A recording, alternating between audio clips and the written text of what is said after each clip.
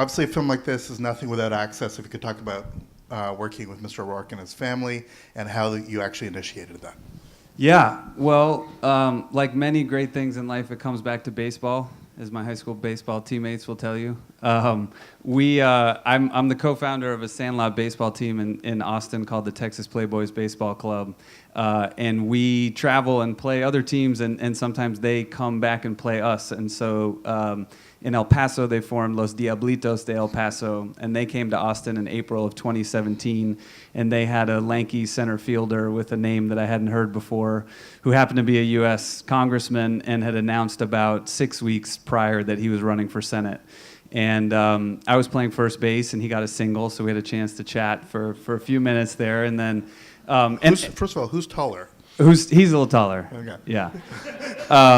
And I had been, like, since, I think, 2016, just feeling even more acutely how much we dehumanize each other through politics and how disconnected we get from one another and how much that causes people to really drop out of the democratic process entirely, and was looking for a story that might help to rehumanize it in some fashion. And so when he got up on a hay bale in the seventh inning stretch, and, you know, I mean, he like brushed, you know, his sweaty locks aside and dirty uniform, I was like, this guy's definitely a movie star. But when he described the type of campaign that he was going to run, that he was going to go to every county in Texas, that he was going to, you know, only raise money from individuals, that he wasn't going to have consultants or pollsters, that sounded like a kind of odyssey that would be exciting to follow. And so we had breakfast a few months later, and it kind of went on from there. How does this film connect with other political documentaries, particularly War Room? Yeah, so The War Room, which was made by D.A. Pennebaker, is a great film. And Chris Hedges. And Chris Hedges. So one of my favorite films and the inspiration for this film is a D.A. Pennebaker film, but is not The War Room. It's called Don't Look Back, which is about Bob Dylan's first big tour of the UK. It's a cinema verite, scene-to-scene film, and this always felt like a very forward-moving film. There's a few talking heads in here, but mostly we're fly on the wall and we're moving forward sort of swiftly in time. And in a way, this did feel like following a rock band that went from, sort of anonymity to being this national sensation, but refused to kind of change the way that they were going about things.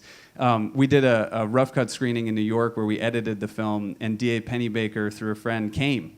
He's 93 years old, rolled right in, no hearing aids, like very, very... very sharp, and had some really thoughtful things to say about the film. So that was a little mind-blowing for me and really special. And then he got to see it at Full Frame, which is a festival in Durham. So, but it's a great film. One of the things that The War Room did was to focus not on the principal, but on Rosencrantz and Guildenstern over here, the day players, like what's going on the side. I would have loved to include more of the staff, their lives. You see some of that here, certainly, but I did love that about that film, and that made us certainly look for the staff that was in this film and who were political novices, really, in a way, themselves. Sort of a harder question. Would you have made this film about Ted Cruz? No, I would not have made this film without Ted Cruz. Why not? Well, I think that part of what was exciting was that Ted Cruz was a great foil. We wound up really... Ted Cruz is kind of the Godot in this. Like he's never... we wound up really not focusing on him at all. But I think...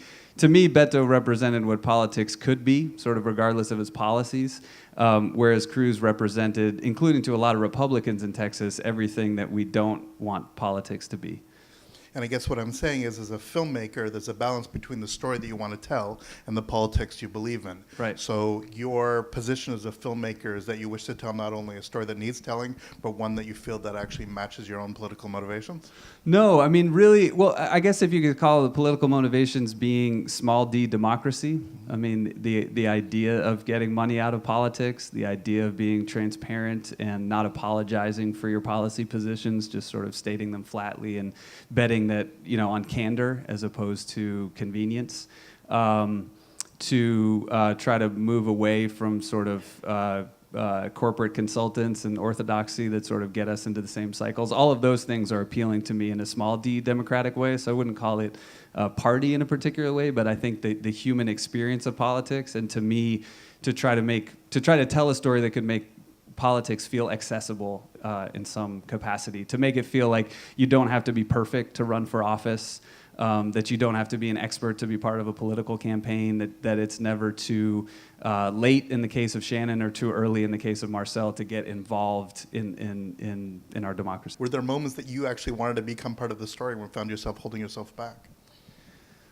We definitely empathize with them in the sense of, like, really after the NFL kneeling video went viral, there were crews suddenly from South Korea and Australia and France. The escalation of attention around him, and you sort of felt them circling the wagons, and the intensity of that, the intensity of the sort of out of context political ads, the amount of money that was being spent in negative advertising around them. We certainly empathize for them in that way. But there wasn't a part of you thinking, God damn it, I could make a really good negative ad for you.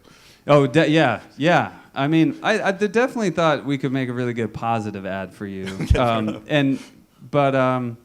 No, I mean, I think there are things he probably could have done differently, but I don't know that you can sort of individuate those from kind of the total package and the magic that he had. He was kind of going to do it his way, and but you in the middle, you were not losing sleep overnight about how he was doing. You were no, still focusing I was losing sleep about trying to keep up with him driving 97 miles an hour, and whether we could keep our access, during when there was so much intense attention around them in those closing months. That's what I was up late. We'll get back to the audience, Yeah. but I'm curious about that. Again, we talked about how you gained access. Yeah.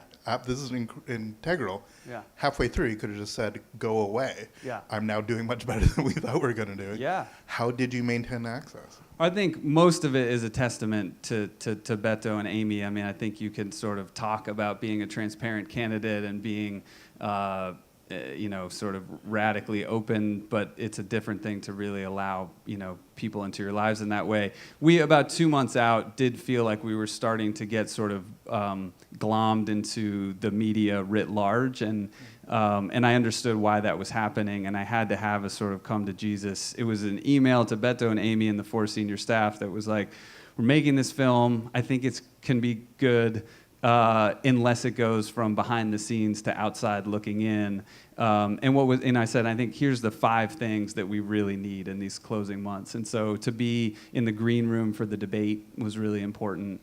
To get a little bit of time with them in those closing months. But then really ultimately it was Beto and Amy that invited me into the kitchen in this most vulnerable moment after losing the election, and that really was them. But I think they had this sense of keeping their word, basically. You never even mentioned that he's running for president. So this film Right. is a standalone of his senatorial bid. Right. Now that he's running for president, how does it change the film, and how does it change your ending? Well, it doesn't change the film or the ending. So we finished it in time for South by Southwest. That's when we premiered the film in March. I felt very much that we locked the picture in January, which was before he announced that he was running. But I wouldn't change it. I feel like our job was to tell the story of this campaign and to let people extrapolate from it. It's certainly new for me to have a film where the context around which is constantly changing.